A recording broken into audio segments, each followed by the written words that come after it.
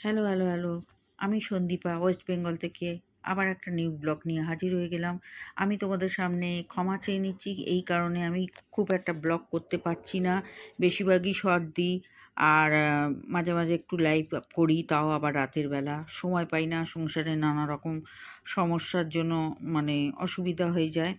তো আমি তো নতুন, বুঝতেই পারছো, অল্প কিছু সাবস্ক্রাইব হয়েছে। এখনও সেরমভাবে চ্যানেলটা গ্রোথ হয়নি। তোমরা পাশে থাকো, লাইক, কমেন্ট, শেয়ার করো। অবশ্যই মানে দাঁড়াতে পারবো। অবশ্যই চ্যানেলটা সাবস্ক্রাইব করতে ভুলো না। আর সাবস্ক্রাইব করলে বেল অন করতে অবশ্যই ভুলো না। নোটিফিকেশানগুলো তোমাদের কাছে পৌঁছে যাবে। তো আজকে আমি যে ব্লগটা আনলাম সেটা আমার বাড়ির কাছেই, বারোমন্দির ঘাটে যাব। তো এটা হচ্ছে সোদপুরে। সোদপুর, শুকচর আর বারোমন্দির ঘাট শহরের কোলাহল থেকে একটু দূরে শান্তির এক টুকরো ঠিকানা হচ্ছে এই জায়গাটা। আর এখানে জানো তো 12টা মন্দির মানে 12টা শিবের মন্দির আছে। গঙ্গার ধারে বসে ঠান্ডা হাওয়া, সূর্যাস্তের রং আর নদীর শান্ত ঢেউ মনটাকে অন্যরকম প্রশান্তি করে দেয়। আর সব বন্ধুরা মিলে এরা কিন্তু আমার ফেসবুকেরই বন্ধু, ফেসবুকের মাধ্যমেই আলাপ হয়েছে। তো সঙ্গে 4-5 জন বন্ধু মিলে হাজির হলাম। অবশ্যই সোমা নাগপুরে থাকে, সে আজকে এসছে তার খদ্দায় বাপের বাড়ি, সেই জন্যই সবাই মিট করেছি। তার মধ্যে অদিতি আছে, লীনা আছে, টুকু আছে, সবাই মিলে এনজয় করতে এলাম বারোমন্দির ঘাটে। আর বারোমন্দির ঘাটের কাছেই তোমার অদিতির মানে বাড়ি, ফ্ল্যাট আছে। এই যে এই হচ্ছে অদিতি। ঠিক আছে, তো চলো আমরা এখন একটু গঙ্গার পাড়ে বসবো। তার আগে শিব দর্শন করে নিই। বিশেষ করে বিকেলের সময় আকাশের কমলা আলো যখন গঙ্গার জলে পড়ে, তখন পুরো জায়গাটা যেন একদম ছবির মতো সুন্দর হয়ে ওঠে। আর বন্ধুদের সঙ্গে আড্ডা, প্রিয় মানুষের সাথে নিরিবিলি সময় কাটানো কিংবা একা বসে নিজের ভাবনায় হারিয়ে যাওয়ার জন্য এই জায়গাটা সত্যিই অসাধারণ। আর চতুর্দিকে গাছপালা দিয়ে ঘেরা, আর এই দেখো গাছে জামরুল হয়েছে, দেখতে পাচ্ছ তো? আর এই যে মন্দিরগুলো টেরাকোটার মানে কাজ দিয়ে করা, এত সুন্দর, এত সুন্দর জায়গা। তোমরা যদি কেউ কাছাকাছি থাকো অবশ্যই এই জায়গাটা আসতে ভুলো না। আর বারোমন্দির ঘাটের পুরনো ঐতিহ্য আর গঙ্গার ধারের পরিবেশ একসাথে মিলে এক আলাদা অনুভূতি তৈরি করে। সকালে ভক্তিময় পরিবেশ আর সন্ধ্যার শান্ত নদীর ধারে বসে থাকা দুটোই মন একদম ছুঁয়ে যায়। ফটোগ্রাফি, রিলস কিংবা ছোট্ট ট্রাভেল ডায়েরির জন্য এই জায়গাটা পারফেক্ট। আর দেখো আমরা বন্ধুরা মিলে কেমন এনজয় করছি। আর অদিতি নিয়ে এসছে সঙ্গে করে সিঙ্গারা। ওহ, কি মজা যে হচ্ছে! এই যে আমি সিঙ্গারা খাচ্ছি, দেখতেই পাচ্ছ। গরম গরম সিঙ্গারা খেতে গঙ্গার পাড়ে বসে কার না ভালো লাগে। আর দেখো এই ভাইটা মাছ ধরতে বসেছে, ছিপে টোপ দিচ্ছে ময়দার। এখানে কিন্তু গঙ্গায় ভালো ভালো মাছ ওঠে, জানো তো? ট্যাংরা মাছ ওঠে। অবশ্য আমি গান্ধীঘাটে যখন গেছিলাম, ব্যারাকপুর গান্ধীঘাটে, তখন কিন্তু মাছ ধরা দেখেছি ছিপে করে। মানে ওরা গঙ্গায় টোপ দিয়ে দিচ্ছে, সেই টোপে ট্যাংরা মাছটা, চিংড়ি মাছ, অনেক রকমের মাছ উঠছে।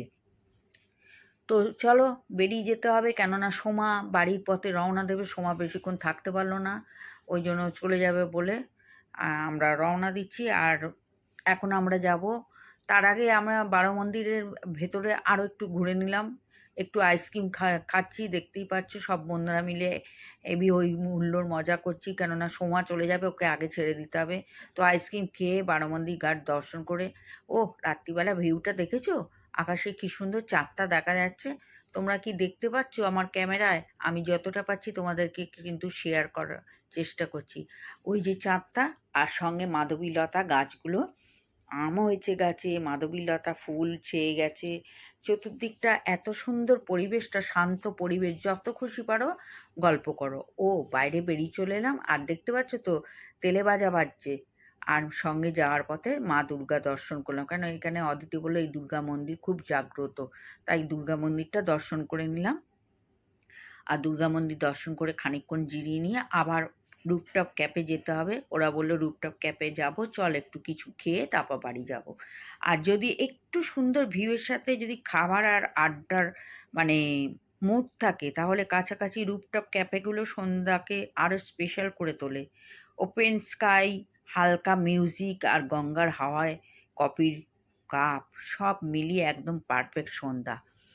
বড় মন্দির লোকেশন আমি বারো মন্দিরের লোকেশন তোমাদেরকে দিয়ে দেবো, তোমরা আমার আইডিতে দেখে নেবে।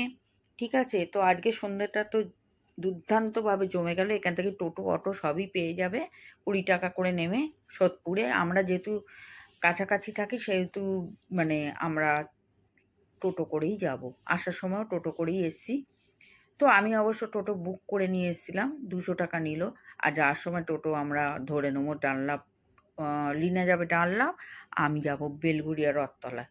তো দেখো, আর অদিতি বাড়ি তো এখানেই, আর লিনা টুকুর বাড়ি হচ্ছে তোমার ব্যারাকপুর। ও অটো ধরে চলে যাবে। তো আমাদের স্ন্যাক্স এসে গেছে, অবশ্যই ফিশ চপ, ফিশ কাটলেট এসে গেল, আর সঙ্গে স্প্রাইট দিয়েছে। ও আসরটা তো জমে গেছে।